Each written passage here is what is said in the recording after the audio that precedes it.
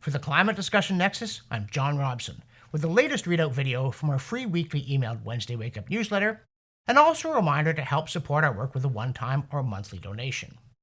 It doesn't have to be a lot, though it can be, but click here and give us the price of a cup of coffee a month. If we got that from a quarter of our YouTube subscribers, it would really put us on a firm footing.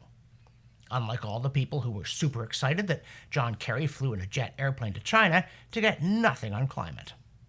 Look, if mainstream media are hoping to rebuild their credibility and their audiences and their profitability, you might think they'd try not to appear absurdly credulous. Instead, NBC gushed that, quote, as the world sizzles, US and China try to restart vital climate talks, end quote. And from the activist side, though who can tell them apart from journalists nowadays, Climate Home News emailed, quote, US-China talks thaw in heatwave, end quote. Gad, such metaphors. Though, of course, the world is not sizzling, nor are climate talks between the US and China vital, and nor are they thawing. I mean, as a result of these sessions, will Beijing stop building coal-fired power plants? No, of course not. According to CHN, quote, there was no outcome document and no grand announcements, end quote. Be still my gaping yawn. Kerry didn't even get to meet Xi Jinping, just one of his lackeys. The big guy was busy meeting with senior communist officials to tell them, in a passage from a fatuous Washington Post story that was quoted by Joe Nova, that, quote, China remained unwaveringly committed to reaching its peak in carbon emissions before 2030 and becoming carbon neutral by 2060. But, Mr. Xi added, the pathway and means for reaching this goal and the tempo and intensity should be and must be determined by ourselves and never under the sway of others, end quote. As Nova sneered, quote, China is still building 2 new coal plants every week. Who believes they are constructing 100 coal plants a year, but are planning for emissions to start falling consistently and meaningfully in less than 7 years, end quote.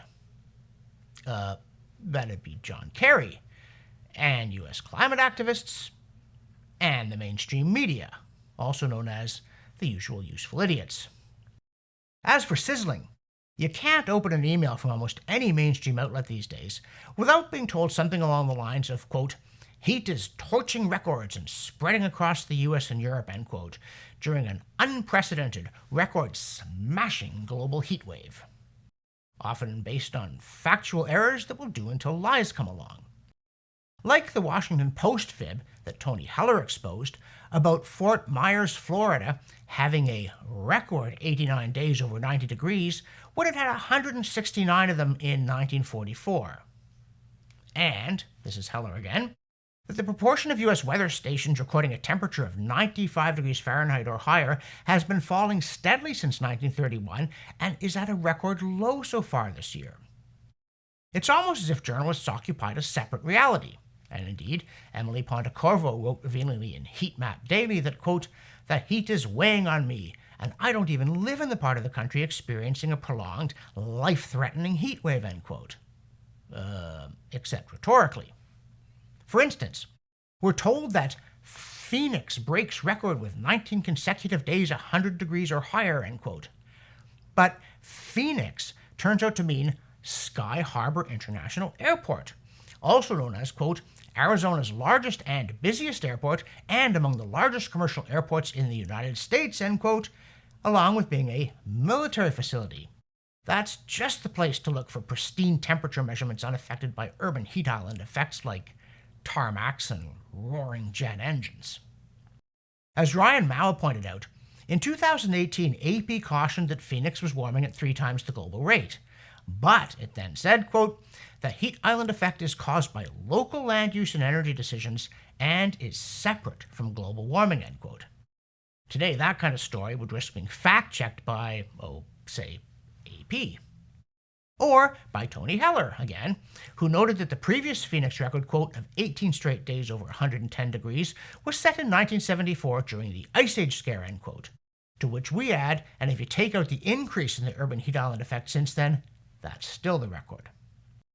Then there's the fact, unearthed by Heller once again, though the mainstream media could also be doing this, that so far in 2023, New York City has had 6 days over 90 degrees Fahrenheit, and the highest temperature was 93. but in 1936 it had 26 such days and topped out at 106. Which reminds some of us who grew up before metric, or who live in the United States, that the generic standard for really hot versus just mildly annoying has been, since our youth, 100 in the shade, also known as hot enough to fry an egg on the sidewalk, which the US Library of Congress says it never actually is if you crack it directly onto the cement, in which case, you wouldn't want to eat it anyway. But, they say, the expression itself dates back to, what's this, 1933? No, the first instance they found was June 1899, and they added, quote, so the idea had captured the American imagination and become one of our common sayings by that time, end quote. Gee, wonder why? Maybe it used to be hot? No, can't be. Although Patrick Moore did point out that the maximum average June temperature in the contiguous United States has been declining for over a century, even as CO2 has been rising. And now, I'm going to interrupt myself briefly to ask you please to help support our work. Because here at the Climate Discussion Nexus, we don't get lavish government grants, we don't get big foundation money, and contrary to what our critics say, we're not in the pocket of the Koch brothers. We're dependent on our viewers and our readers to make a pledge, one time or monthly, big or small, just click here, a cup of coffee a month. That's what it takes to help us keep producing these videos and our newsletter and pushing back against the climate alarmist steamroller. And now, back to me. In the newsletter, we also moaned that the suggestion to name heat waves was no sooner made than adopted, with the current European one being dubbed Cerberus for the classic Greek three-headed canine guardian of Hades. Not that it's a scare tactic, you understand, but stand by for heatwave Beelzebub. We also note that the Canadian government apparently plans to end all subsidies for fossil fuels, which, on its own, and in theory, we think is a good idea. It should be consumers who pick winners and losers, including in energy markets, not governments.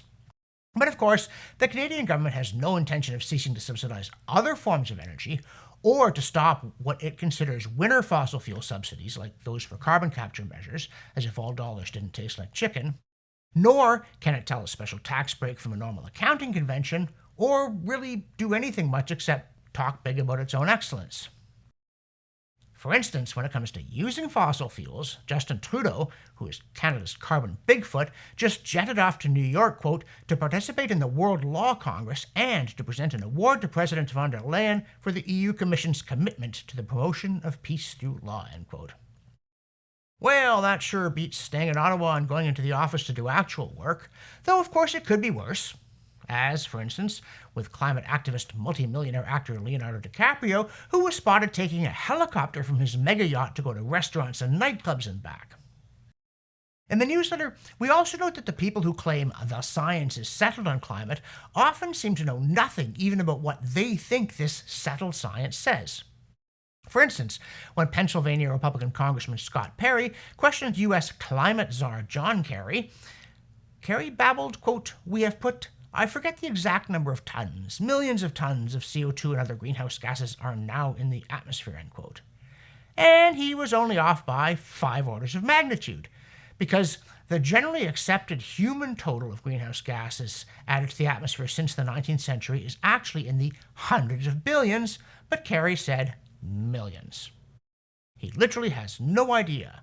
Very possibly he's hazy on the difference. There's certainly nothing in his testimony that gave any confidence that if he were spontaneously asked, how many zeros are there in a billion, he would even try to answer, let alone pull it off.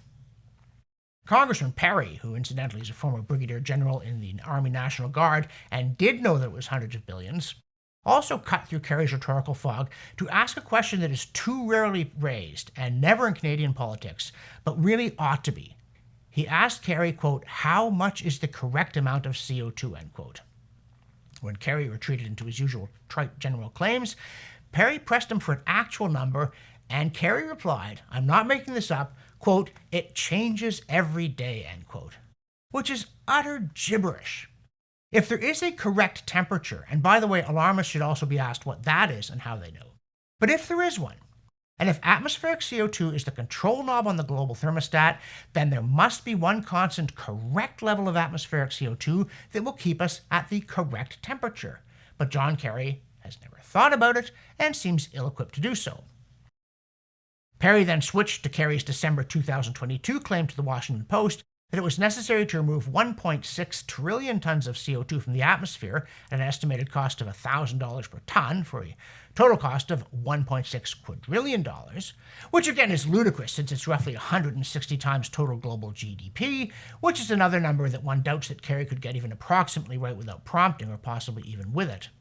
But in any case, this is the key thing. How could Kerry know how much CO2 had to be removed from the atmosphere without knowing how much should be left? And another thing. Political scientist Robert Conquest famously said that the best way to predict the behavior of an organization is to assume that it is controlled by a secret cabal of its enemies. And certainly had Kerry been briefed by his enemies before that appearance, he could hardly have done worse. But Conquest's maxim also seems to apply to modern democratic governments in two ways on climate. One being they seem determined to wreck their own economies, and second, they seem determined to wreck their political prospects by doing it, including by making us all buy exploding unsatisfactory electric cars from communist China. Really? That's your cunning plan? Yes, it is. Now, Western car makers are getting murdered in China, including in the electric vehicle market, and they're getting murdered at home as well, laying off workers, although raking in subsidies from governments that like EVs, because actual customers don't want to buy them. As Axios warned, quote, unsold electric cars are piling up on dealer lots, end quote. And another story out of the UK helps explain why. Quote, used electric car values have dropped like a stone in 2023, end quote. As for China's supposedly stellar performance in this market, the Hindustan Times auto section explained, quote, Chinese car makers have surprised the world with their bulging sales numbers, especially in the electric car segment. Over the last few years, Chinese automakers have posted crazy sales numbers and have started dominating the global electric car market. However, a video has surfaced possibly revealing a secret behind the Chinese car manufacturers' bulging sales numbers, end quote. And that video shows endless rows of new Chinese EVs registered by their makers, then parked in row after row after row in fields and left to rot, which isn't exactly good for the environment, now is it? Or the economy. Mind you, anyone familiar with Soviet central planning could have anticipated that the numbers were being juiced to please the Politburo, but even hardened economists might have been surprised at the scale and brazenness of it. Whereas, again, the mainstream media are just credulous. According to NBC, quote, Chinese electric vehicle makers lead the world, rivaling U.S. pioneers, end quote. Mind you, Bloomberg did recently caution that, quote, China's electric car giant hasn't sold a vehicle yet, end quote. That's awkward. The newsletter also continues our examination of the Clintel report critiquing the IPCC's AR6, this week looking at Chapter 9, where Dutch science journalist Marcel Kroc provides an excellent overview of the IPCC's misuse of future emission scenarios to bump up the fright meter at the expense of scientific integrity. It's not merely that the IPCC tries to ignore the expert literature showing that RCP 8.5 is implausible. It's that, in one place, the IPCC admits that it is a low likelihood outcome, and then, throughout the rest of the report, treats it as being very probable. They're not even trying to look scientific anymore. And speaking of looking scientific, via No Trick Zone we learn of a brand new study reporting on some very old ice data that never made it into print before. In 1930 and 1931, legendary geologist Alfred Wegener launched scientific expeditions into the west of Greenland to measure its climate and ice conditions, which he thought affected European weather. Unfortunately, Wegener himself died during the 1930 expedition and was buried in Greenland. But while his colleagues finished the work and his brother Kurt carefully compiled the data, it then sat in obscurity at the University of Graz for many years. Now, it's been published. And, combined with modern data, it shows that Greenland rapidly warmed from about 1920 to the early 1930s, then it cooled until the mid-1990s despite an uptick in the late 1960s, and then it warmed until about 10 years ago before turning down a bit.